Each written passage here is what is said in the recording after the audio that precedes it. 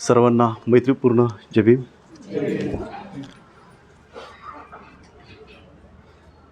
आजचा हा प्रसंग खरं तर महामानव बोधिसत्व डॉक्टर बाबासाहेब आंबेडकर यांना आपण पुण्यस्मरण करण्यासाठी आपण इथं सगळेजण जमलेलो आहोत. त्यामुळं मला इथं बोलण्याची जी संधी दिली बाबासाहेबांबद्दल दोन शब्द सांगण्याची जी मला आपल्या शाखेमार्फत धम्मचारी सुगतांचा मला फोन आला होता आणि असं तुम्ही टॉक देऊ शकाल का बाबासाहेबांबद्दल. ते मी इमिजिएटली हो म्हटलं. तर या सगळ्या ऑर्डर मेंबर्सनी जी धम्मचारी गण जो इकडचं आहे धम्मचारी आहे धम्मचारिणी जे आहेत त्यांनी जो इथं मला उत्साहाने जे निमंत्रण दिलं त्याबद्दल मी सर्वांचं खूप खूप आभार मानतो. बाबासाहेबांबद्दल आजच्या क्षणी बोलणं अनेक पैलू आहेत त्यांच्या जीवनामध्ये आपल्या सर्वांना माहिती आहेत आणि त्यांनी जी क्रांती केली खरं म्हटलं तर आपल्याला धम्मदीक्षा देऊन जी क्रांती केलेली आहे ती अद्भुत आहे. तो एक सर्व जगासाठी तो आदर्श आहे खऱ्या अर्थाने की परिवर्तन काय आहे हे जर शिकायचं असेल तर हा मानवाकडून आपण शिकू शकतो. जर एक मनुष्य म्हणून जर जगायचं असेल तर ते अप्रतिम जी जगण्याची जी कला आहे ती कशा प्रकारे आपण जगू शकतो ही जर आपण कुठून शिकलो असेल तर महामानव डॉक्टर बाबासाहेब आंबेडकरांकडून आपण शिकलेलो आहोत. आणि आजच्या क्षणी त्यांचे विविध जे पैलू आहेत त्यातलं मी फक्त एक किंवा दोनच पैलू आपल्यासमोर मी उलगडण्याचा प्रयत्न करणार. ते आपल्याकडे टाईम लिमिट आहे आणि मला ह्याची जाणीव आहे की म्हणजे जसं सुगतजी इतक्या लांबून इथे येत आहेत आणि आणखी धम्मचारी आहेत की जे दूरवरून इथे येत आहेत. तर आजच्या क्षणी जे महत्त्वाचा जो प्रश्न आहे की बाबासाहेबांनी अनेक काम केलेलं आहे की सामाजिक, धार्मिक, आर्थिक आणि अनेक विषयांमध्ये ते पारंगत होते. त्यांची तेवढ्या डिग्रीज आपण पाहिलेल्या आहेत त्या होत्या. म्हणजे कोणत्या प्रकारे त्यांनी जो मनुष्य जातीचं जे आपण म्हणतो की उन्नती झाली पाहिजे ह्या सगळ्या बाजूंचा त्यांनी अगदी मानववंशशास्त्रापासून त्यांनी अभ्यास केलेला होता. समाजशास्त्र आहे, विज्ञान आहे, इतिहास आहे. तर ह्या सगळ्या ज्या बाबी आहेत त्या आपण त्यांचे पैलू आपण पाहिलेले आहेत. तर आजचा जो प्रसंग आहे तर त्याच्यामध्ये मी त्यांचा एक आणखी मोलाचा जो त्यांचा जे जगासाठी त्यांनी जे दिलेला आहे तर तो जो पैलू आहे तो आहे आर्थिक आणि सामाजिक जो न्याय आहे. तर त्यासाठी बाबासाहेबांनी काय केलं हे मी थोडक्यात सांगण्याचा प्रयत्न करतो. तर आपल्याला त्यांना माहिती आहे की योगदान त्यांनी अनेक प्रकारे दिलेले हे मी तुम्हाला सांगितलेलं आहे. अर्थशास्त्रावर त्यांनी अधिक विवेचन केलेले हे आपण पाहिलेलं आहे. तर याचबरोबर भारताला जर पुढे न्यायचं असेल तर तिकडचा जो घटक आहे तर तळागाळातला जो घटक आहे जसा शेतकरी आहे तर शेतकरीचा जो कल्याण कसं करता येईल याबद्दल बाबासाहेबांनी अधिक सखोल अभ्यास केला होता आणि त्याला शास्त्रीय आधार देखील होता हे आपल्या सर्वांना माहिती आहे. आणि यामध्ये त्यांनी पुढं जाऊन भांडवल निर्मिती कशी करायला पाहिजे कारण आपला आजचा जो टॉपिक असणार आहे तो आर्थिक जी सुबत्ता कशी असायला पाहिजे त्याबद्दलचं मी बोलणार आहे. आणि त्याच्याहीमध्ये की रोजगार कसा मिळाला पाहिजे, कामगारची चळवळ जी आहे ती व्यवस्थितपणे कशी चालवता येईल, लोकसंख्येची समस्या दिवसेंदिवस भेडसावत होती त्यावेळेचे आजही आपल्याला तो प्रसंग पाहायला मिळतो आहे. तर त्याच्यावर नियंत्रण कसं करता येईल यासाठी बाबासाहेबांनी अनेक प्रयत्न केले होते. त्याचबरोबर शिक्षणाचे जे स्थलांतर आहे त्याबद्दल बाबासाहेबांनी अगदी विस्तृतपणे त्याच्यावर लेखन केलेलं होतं. त्यांनी भाष्य केलेलं होतं. परदेश व्यापार काय आहे त्याच्यावर त्यांनी अभ्यास केलेला होता.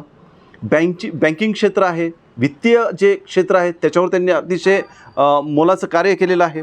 द्रव्यविषयक धोरण काय आहे ते बाबासाहेबांनी अभ्यास केलेला आहे. केंद्र व राज्य वित्तीय जे संबंध कसे असायला पाहिजेत याच्यावर त्यांनी भाष्य पण केलं होतं. त्यांनी अधिक लिखाण देखील केलेलं होतं.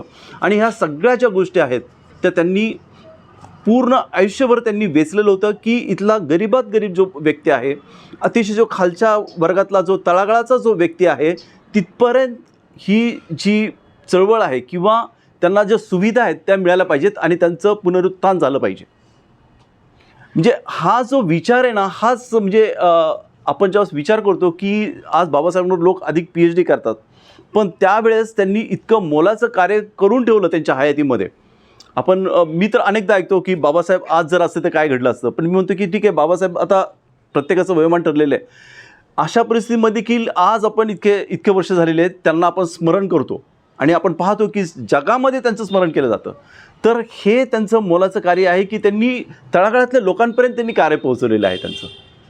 आणि आपण बघतो की तेव्हापासून जी चळवळ जी आहे ती कशा प्रकारे लोकांना मदत झालेली आहे, त्यांच्या जीवनामध्ये कशा प्रकारे बदल झालेले आहेत हे आपण पाहतोय.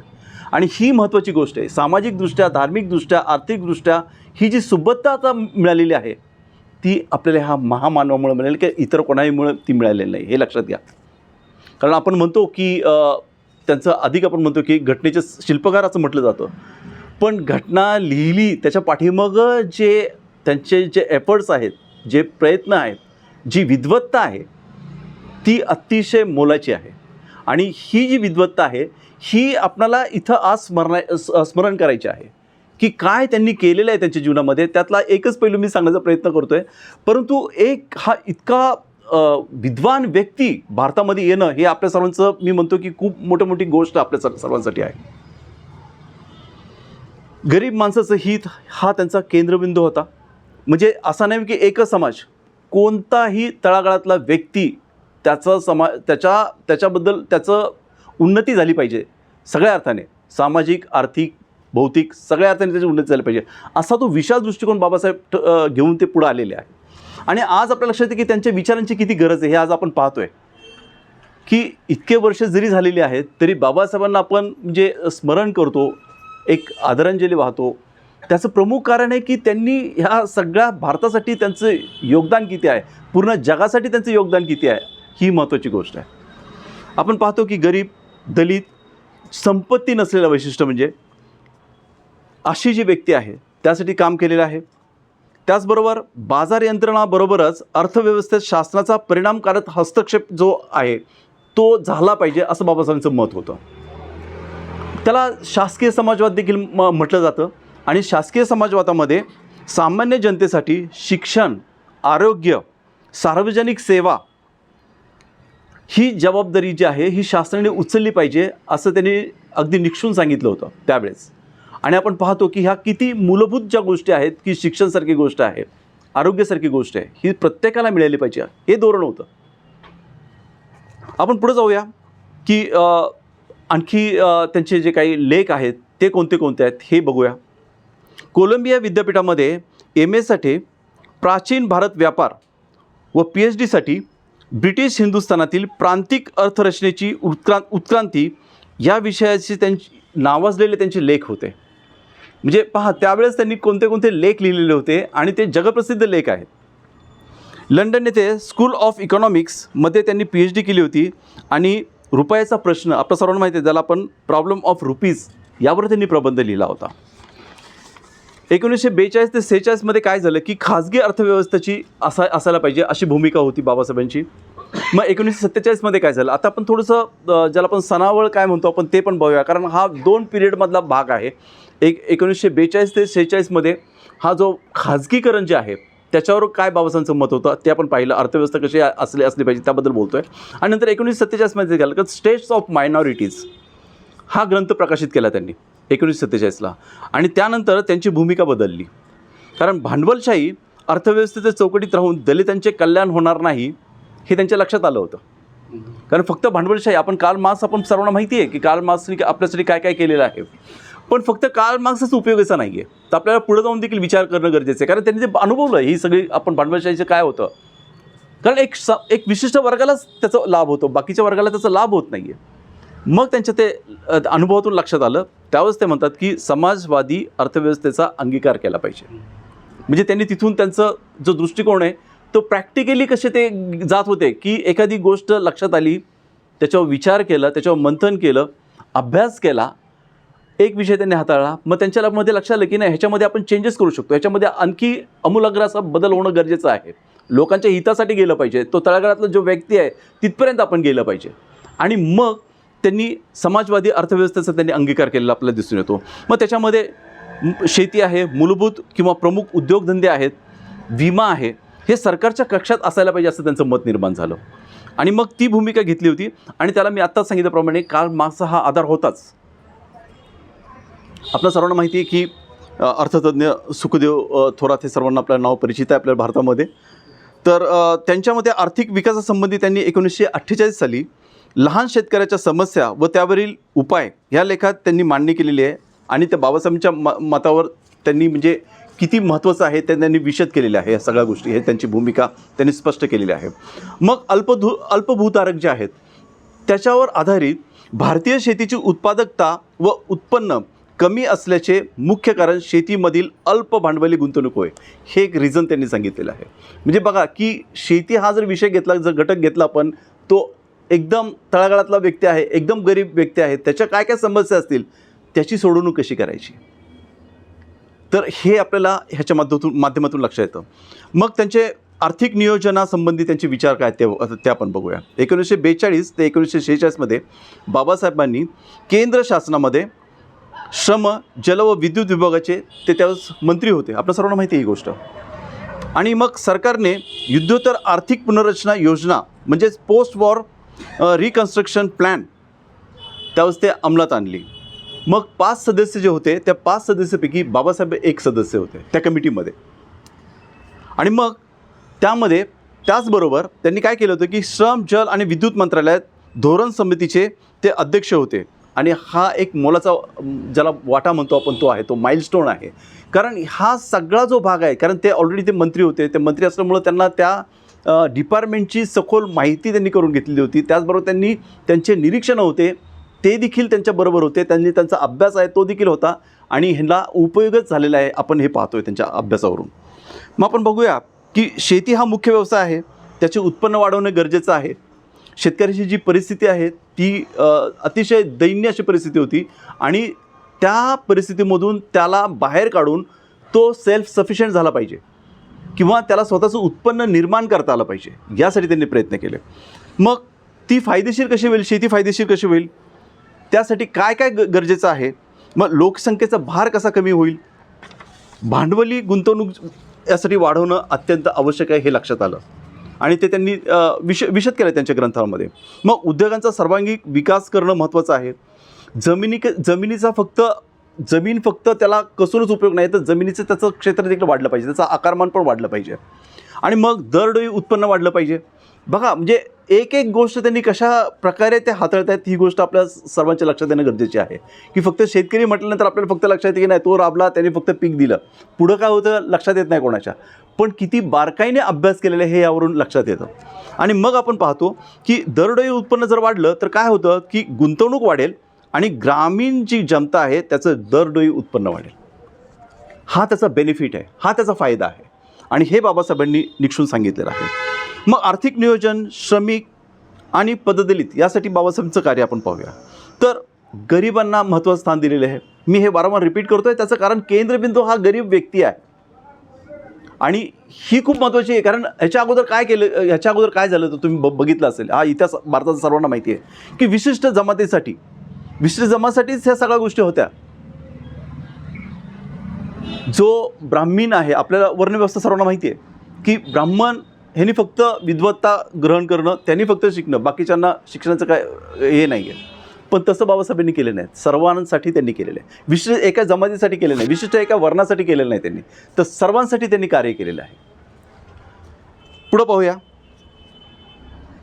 मग हा जो व्यक्ती आहे, हा जो गरीब तळागाळातला व्यक्ती आहे, ज्याच्याकडे कसलीही संपत्ती नाही आहे, त्याच्याकडं त्याला तर महत्त्वाचं स्थान दिलेलं आहे. मग त्याला काय काय मिळालं पाहिजे, म्हणजे रोटी कपडावर मकान ते तर गरजेचं आहे, ते देण्याचे सगळं त्यांनी हे केलेलं आहे, त्यांनी आहेत त्यासाठी केलेले. पण त्याचबरोबर त्याला स्वाभिमान दिलेला आहे, जो नव्हता भारतामध्ये. वर्णव्यवस्था होती, जातीयता होती, त्यामुळं स्वाभिमान हा भागच नाही आहे. मग त्याचबरोबर कोणत्या कोणत्या गोष्टी गरजेच्या आहेत, शांतता पाहिजे, इनर पीस, त्याचा हक्क आहे तो. स्वाभिमान आहे, शांतता आहे, त्याचबरोबर निवारा, पुरेसं अन्न, वस्त्र, शिक्षण, आरोग्य आणि सन्मानाचा अधिकार हे बाबासाहेबांनी देऊ केलं. म्हणजे कोणत्या कोणत्या पातळीवर त्यांनी त्या व्यक्तीचा विकास झाला पाहिजे ही किती बारकाईने त्याचं निरीक्षण केलं, बारकाईने अभ्यास केला आणि ते आपल्या सगळ्यांसमोर ठेवलेलं आहे त्यांनी. आणि आपण बघतो ही क्रांती आहे खऱ्या अर्थाने. राज्याने नियोजन करण्याबाबत योग्य तरतूद केली पाहिजे असं बाबासाहेबांनी त्यावेळेस ठणकावून सांगितलं होतं. म्हणजे गरिबांना त्यांच्या गरजेनुसार वैयक्तिक विकासासाठी आवश्यक सुखसुविधा तसेच जबाबदारी याबद्दल सरकारने याची काळजी घेतली पाहिजे असं बाबासाहेबांनी सांगितलं. आता आपण पुढे बघूया की भांडवलशाहीच्या ज्या मर्यादा व पर्यायाची अर्थव्यवस्था काय आहे ते पाहूया. बाबासाहेबांनी सांगितलं होतं की औद्योगिकरणावर भर दिला पाहिजे, अधिक उत्पन्न निर्माण झालं पाहिजे, अशी आपण व्यवस्था निर्माण केली पाहिजे. मग शेतीमध्ये भांडवली गुंतवणुकीची गरज असल्याचं त्यांच्या लक्षात आलं. त्यासाठी त्यांनी अधिक प्रयत्न केले. त्यावेळेस आर्थिक नियोजनाचे समर्थन व श्रमिक, गरीब व दलित यांना मुख्य स्थान दिलं गेलं. त्यासाठी ते प्रयत्नशील राहिले. प्रगतिशील मजूर जो कायदा आहे हा गरजेचा आहे, यासाठी त्यांनी प्रयत्न केले. जहागीरदार काळांचे निर्मूलन करणं हे गरजेचं. आपल्याला माहिती आहे की जहागीरदाराची त्यावेळेची पद्धत होती, पण ते निर्मूलन बाबासाहेबांनी केलं. महार वतन जमिनीचे वितरण, कुळ कायदा सुधारणा, सरकारी शेती, ह्या सगळ्या गोष्टींवर बाबासाहेबांनी अगदी पद्धतशीरपणे काम केलं. अभ्यासला त्या गोष्टीमध्ये काय काय गरजा आहेत, तो जो गरीब व्यक्ती आहे त्याला केंद्रबिंदू मानून त्यासाठी काय काय करता येण्यासारखं आहे ते सगळं बाबासाहेबांनी केलेलं आहे. मुख्य उद्योगधंदे हे सरकारकडे असायला पाहिजे अशी बाबासाहेबांची त्याच भूमिका होती.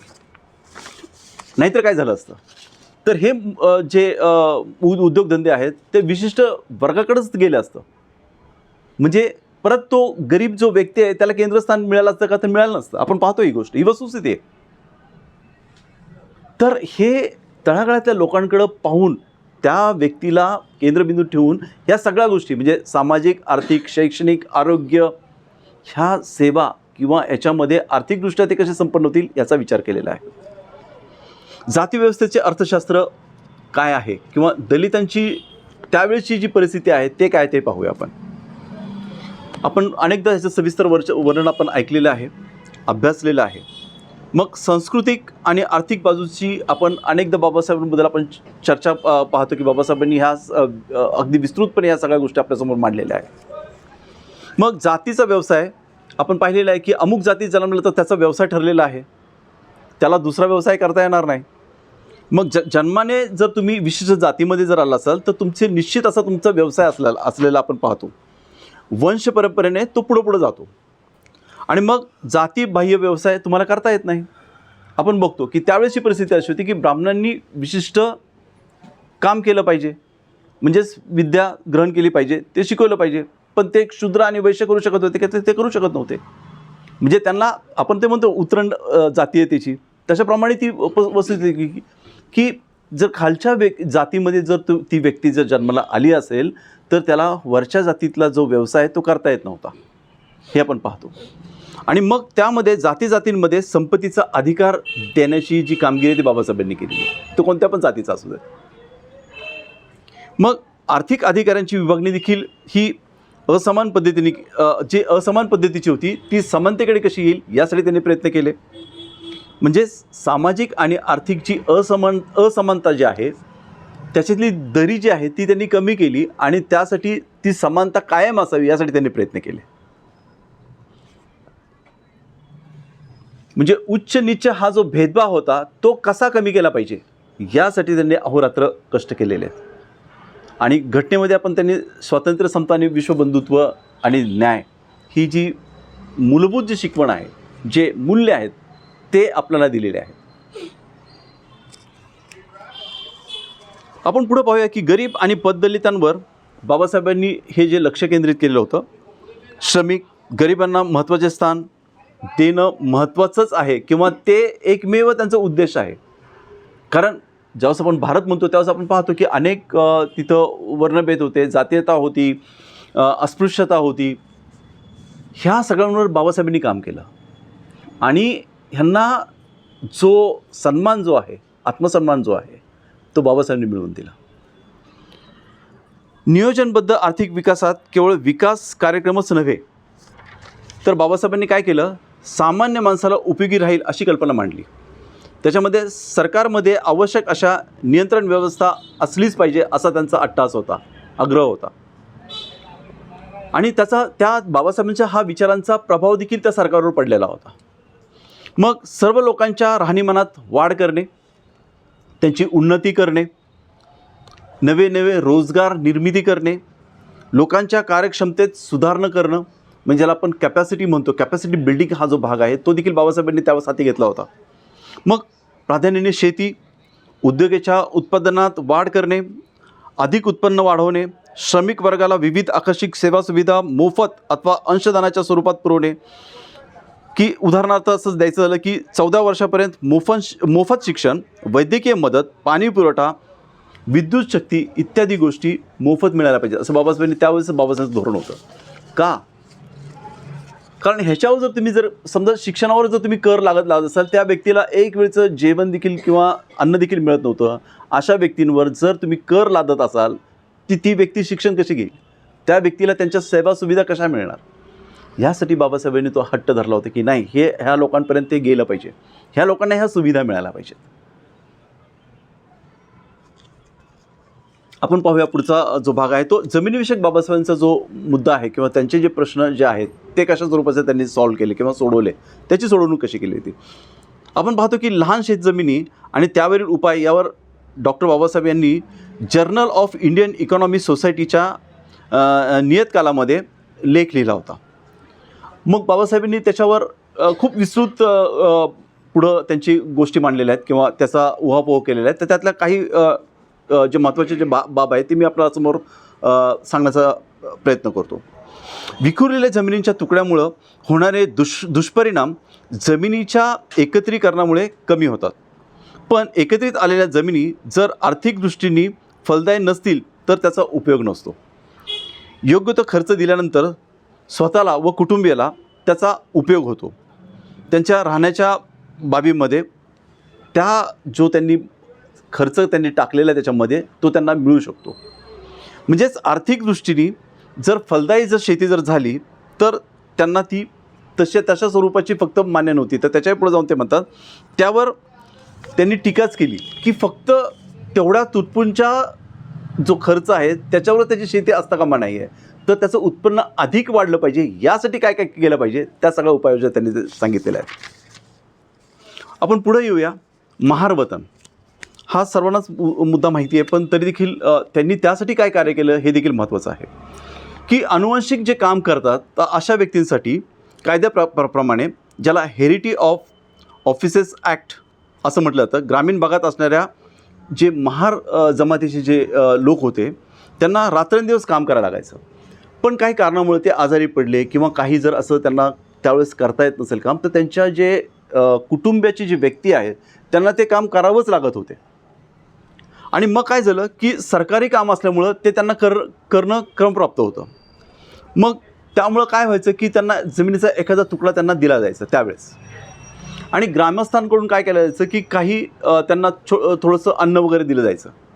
आणि ज्याला आपण त्यावेळेस 2 आणे वगैरे आता आहेत ओल्ड मेंबर्स, त्यांना माहिती आहे की 2 आणे आताचा आपण वापरत नाही 2 आणे वगैरे, पण त्यावेळेस तो 2 आणे किंवा दीड काय त्याला म्हणतो रुपया वगैरे अशा प्रकारचा त्याला मुशायरा म्हणायचे त्यावेळेस, तो त्याला दिला जायचा. म्हणजे थोडक्यात थोडीफार त्याला रक्कम द्यायची की जेणेकरून त्याचा गुजारा होईल, अशा प्रकारे त्याला ते मत मिळायचं.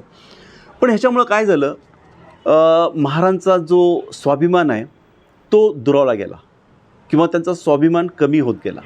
त्याचं कारण होतं की महत्त्वाकांक्षा काहीतरी जीवनामध्ये केलं पाहिजे हीच त्यांच्याकडून निघून गेली. त्यामुळे हे जे मिळते ना, चला ह्याच्यातच आपण गुजराण करूया, असा तो एक दृष्टिकोन झाला त्या विशिष्ट समाजाचा, त्या महार समाजाचा. आणि मग काय झालं की महारांचं अधःपतन झालं. त्याच्यामुळं बघा, म्हणजे हा पण विशिष्ट समाजाबद्दल काय काय त्यांचे प्रश्न आहेत हे बाबासाहेब उकल करून दाखवतात आपल्यासमोर. आणि इथून त्यांची मुक्तता करणं हे गरजेचं आहे. हे धोरण त्यांच्या लक्षात आलं. मग त्यांच्या जीवनाचा दर्जा वाढवणं किती गरजेचं आहे, आत्मसन्मान वाढवणं किती गरजेचं आहे, तुम्ही गुलामगिरीमध्ये राहता हे त्यांना निक्षून सांगणं हे किती गरजेचं आहे. या सगळ्या बाबी त्यांनी केल्या. की आपण एक सुभाषित आपण नेहमीच ऐकतो की गुलामाला गुलाम म्हणून गुलाम असल्याची जाणीव करून देणं गरजेचं आहे. ते त्यांनी केलं. म्हणजे त्यांच्या स्वाभिमानामध्ये त्यांनी किती एफर्ट्स टाकलेले आहेत हे आपण तिथं पाहतो. आणि मग त्या तुकड्यावर गुजराण करण्यापेक्षा पडीक जमिनीची जी लागवड आहे ती खाली आणावी आणि त्याची गुजराण करावी. म्हणजे एक प्रकारे ज्यावेळेस तुम्हाला आपण कुठं आहोत ह्याची जाणीव करून ज्यावेळेस देतो त्यावेळेस लक्षात येते की अरे नाही, ही आपण जी गोष्ट करतो ही चुकीची आहे. की ठीक आहे, प्रत्येक व्यक्तीला गुजराण करण्यासाठी त्यावेळेस आज जसं अन्न लागतं, वस्त्र लागतं, निवारा लागतो, तसं त्यावेळेसही मिळत होता. पण तेवढ्यावरच थांबायचं नाही. तर तुमची मूलभूत जी गरज आहे ती मूलभूत गरज तुमची पूर्ण करणं हे तर कराच, पण त्याचबरोबर आत्मसन्मानाने जगायचं असेल तर तुम्हाला याच्यातून बाहेर पडलं पाहिजे.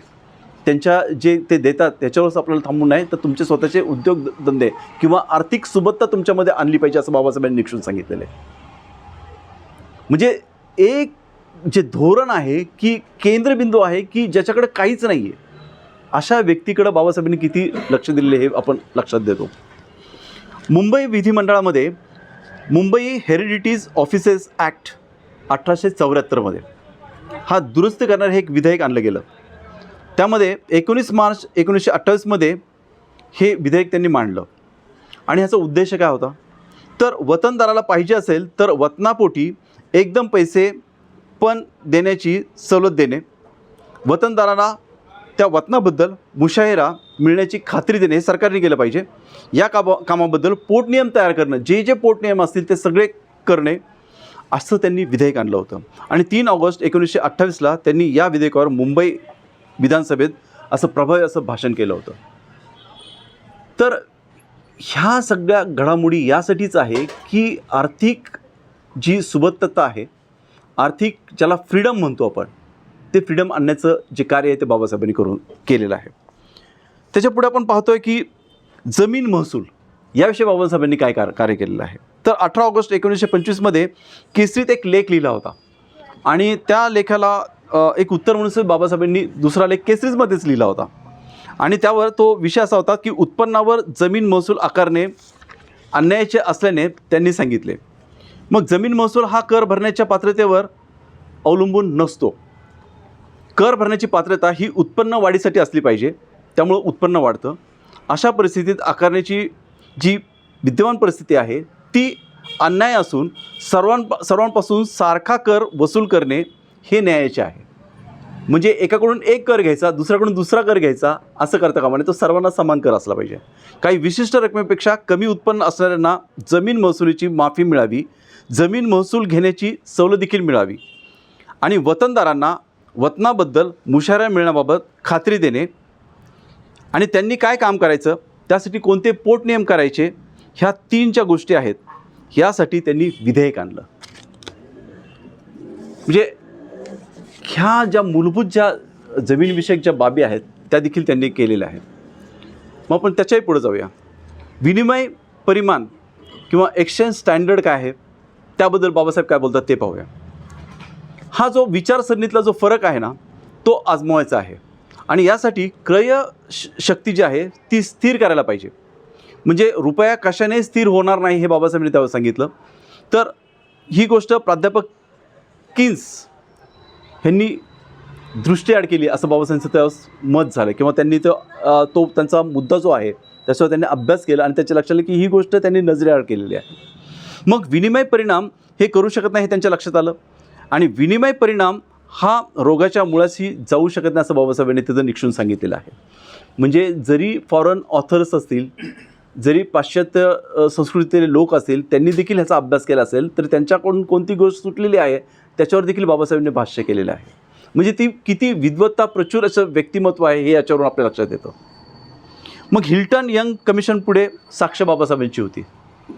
1925 हिल्टन यंग यांच्या अध्यक्षतेखाली एक कमिशन नेमण्यात आलं आणि अर्थशास्त्रज्ञ म्हणून बाबासाहेबांची तिथं नियुक्ती करण्यात आली, त्यांना पाचारण करण्यात आलं आणि सुवर्ण परिणाम व सुवर्ण विनिमय परिणाम याचा विचार करून त्यांनी एकाची निवड हा महत्त्वाचा प्रश्न नसून सुवर्ण परिणाम आणि प्राध्यापक फिशर यांचे भरपाई करणारे परिणाम किंवा जोहान्स यांचे परिणाम यातून निवड हाच महत्त्वाचा प्रश्न होता असं बाबासाहेबांनी सांगितलं.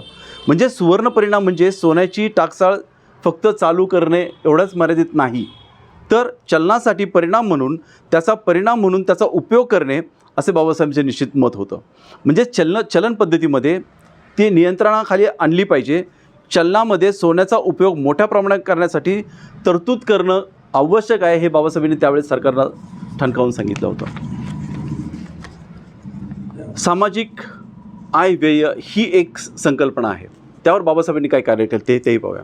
The evolution of provincial finance in British India हा MSc अर्थशास्त्रासाठी लिहिलेला बाबासाहेबांचा प्रबंध होता. आणि त्याच्यामध्ये भारतीय घटनेच्या 277व्या कलमावर घटना समितीत झालेली जी चर्चा आहे त्यामध्ये स्वतंत्र मजूर पक्षाच्या जाहीरनामाच्या ज्या प्रती आहेत त्यामध्ये करविषयक धोरण, अंदाजपत्रक व मालमत्ता करावरील त्यांची भाषणे, हे त्यांनी अनेक भाषणं यावर दिलेली आहेत, ह्या मुद्द्यावर त्यांनी दिलेली आहेत.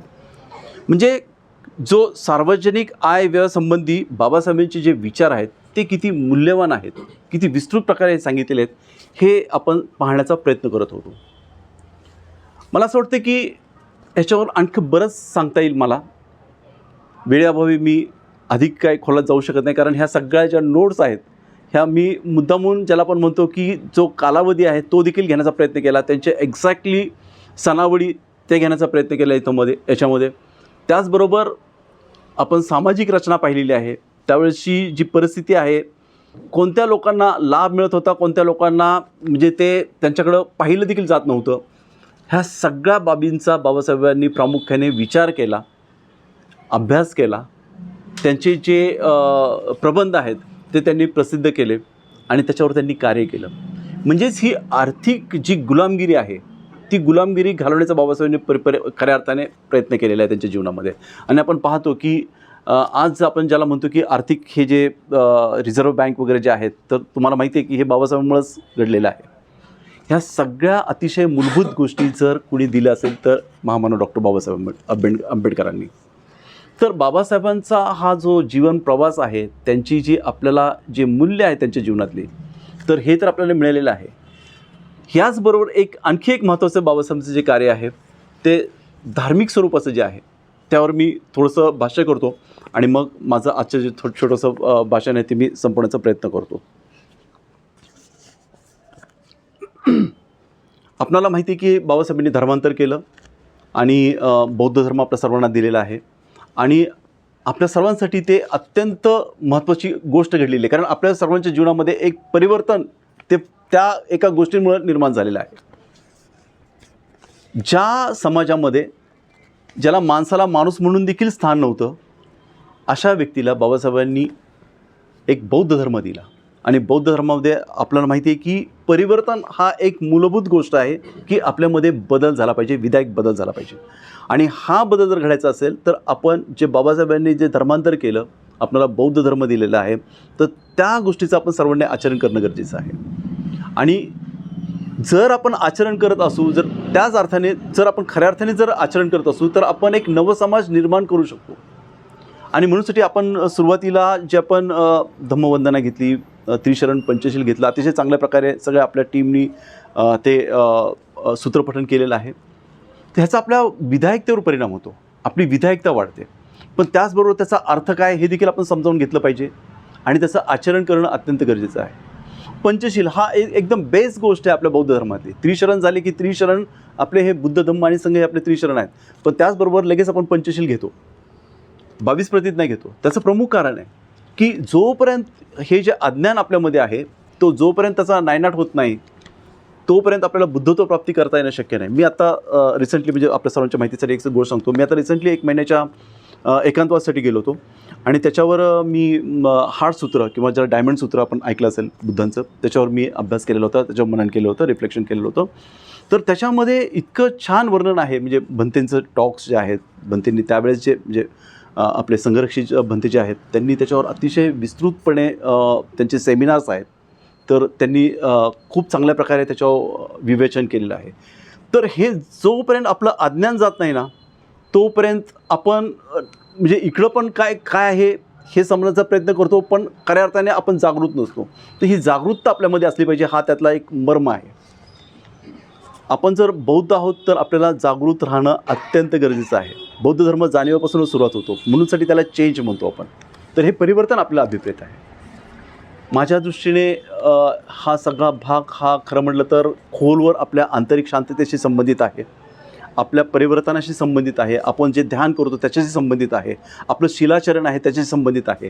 आणि म्हणूनसाठी बाबासाहेबांनी आपल्याला एक अमूल्य ठेवा दिलेली आहे, अमूल्य देणगी दिलेली आहे, असं माझं अनुभव आहे. आपल्या सर्वांचे पण सेम अनुभव असतील. आजच्या क्षणी मी इथंच थांबतो. आपण सर्वांनी मला ऐकून घेतलं, बाबासाहेबांना समजून घेण्याचा प्रयत्न केला. मला ही छोटी संधी आपल्यासमोर दिली, याबद्दल मी आपल्या सर्वांचे आभार मानतो. धन्यवाद. नमो बुद्धाय. जय भीम.